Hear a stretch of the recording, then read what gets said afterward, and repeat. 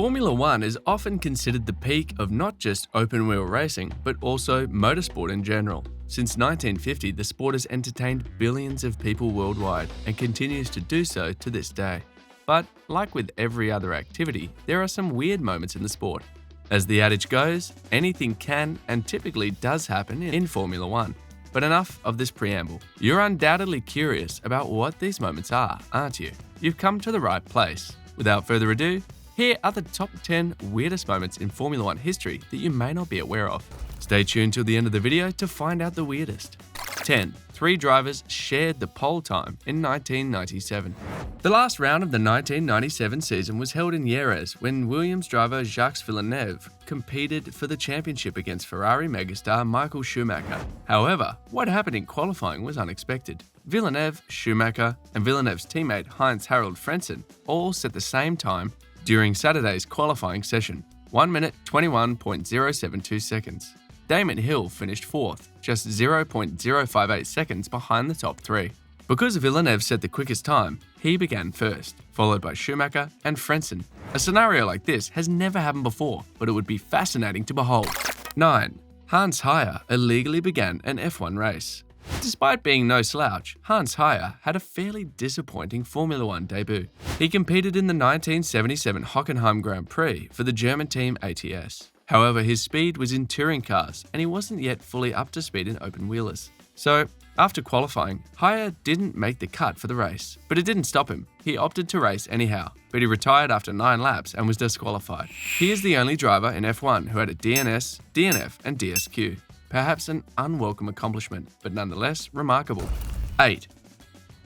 Expensive diamonds were damaged in an F1 collision due to a car throttle. Yes, this did occur. The Jaguar racing team partnered with the film Ocean 12 to promote the film at the 2004 Monaco Grand Prix. Mark Webber and Christian Klein's vehicles featured unique liveries, but that wasn't all they had. The automobile's noses were adorned with £150,000 diamonds. Yes, that is a foolish notion, and it does sound as ludicrous as it is. And it backfired horribly. Klein crashed out on lap 1 of the race, and you got it, the diamond was never seen again. Definitely destroyed in the collision. 7. The Indy 500 used to be on the F1 calendar. The Indianapolis 500, together with the Monaco Grand Prix and the Le Mans 24 Hours, is recognized as the greatest spectacle in racing. It is part of the Motorsport Triple Crown. However, many people forget that the 500 was formerly an F1 race. From 1950 through 1960, it was on the F1 calendar. It was an unusual sight, especially considering the bulk of the drivers and teams were IndyCar veterans. It's probably for the best that this isn't an issue anymore. It may still interest F1 drivers, as Fernando Alonso proved in 2017. 6. McLaren used the Spice Girls to launch the 1997 F1 car.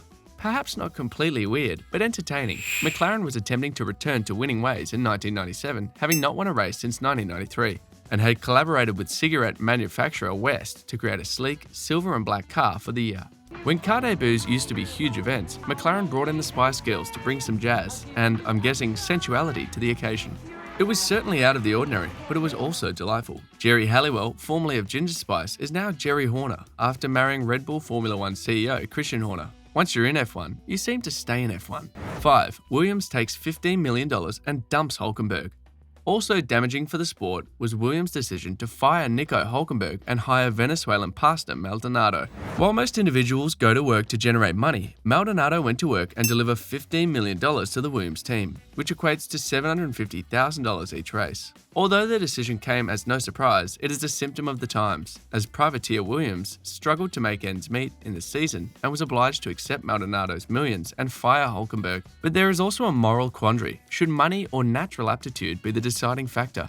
The grapes were especially sour for Hulkenberg, a superb driver who has won nearly every racing series in which he has competed. One can only imagine what went through his head when he received the news. Willie Webber, his manager, tried everything he could to get his protege back into a racing seat, but even Webber cannot risk the Formula One world, and drivers with a lot of money are still his major concern. 4. Drivers used to share vehicles. F1 was vastly different in the 1950s. Because the autos had minimal downforce and drivers could swap cars, safety for the cars and circuits did not exist. If the team's lead driver retired, the team could pull in the backup driver, hand over the car to the primary driver, and he was back on the road.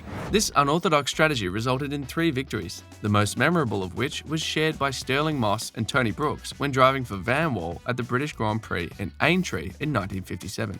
This method, which caused misleading results, is now thankfully outlawed.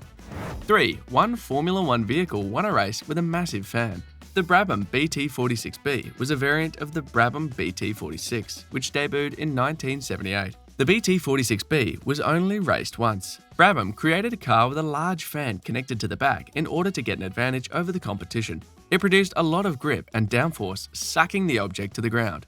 To everyone's surprise, Niki Lauda raced it in that year's Swedish Grand Prix and won. Despite the FIA's indication that it may be raced for the rest of the year, Brabham did not pursue the project. 2. Embarrassing return for Schumacher. Not only one race, but the entire 2010 season was a massive humiliation for the 7-time world champion, who joined the Mercedes team after retiring from Formula One in 2006. Schumacher's 2010 season came to an end at the last race in Abu Dhabi, when he lost control of his Mercedes on the opening lap. His race was cut short when Luisi collided with his stricken Mercedes. At the outset of the season, Schumacher's hopes were high, but the German quickly discovered that Formula One had changed considerably since his retirement. Completely different vehicles, no more in-season testing, no favours from Bridgestone, and to make matters worse, the 2010 cars with the narrower front tyres did not fit Schumacher's driving style at all, and he struggled to find the proper pace from the first race on. Although Schumacher stated that his bad performance had no effect on his good moods, it must have been excruciating for him to watch himself trounced time and again by teammate Nico Rosberg, who collected 142 championship points this season, while Schumacher only got 72. Schumacher on his Mercedes season. We certainly fell short of our goals, but then you have to fight for what you want, which has always been my credo. I can live with criticism well, he remarked. You just have to differentiate it and it can bring you forward as well. 1. Australia used to host the season's last and opening races. For several years, Australia hosted the season finale in Adelaide, a tremendously popular event and circuit that produced many excellent races and continues to do so for other series. The last time this occurred was in 1995, before the Australian Grand Prix relocated to Melbourne, where it remains today.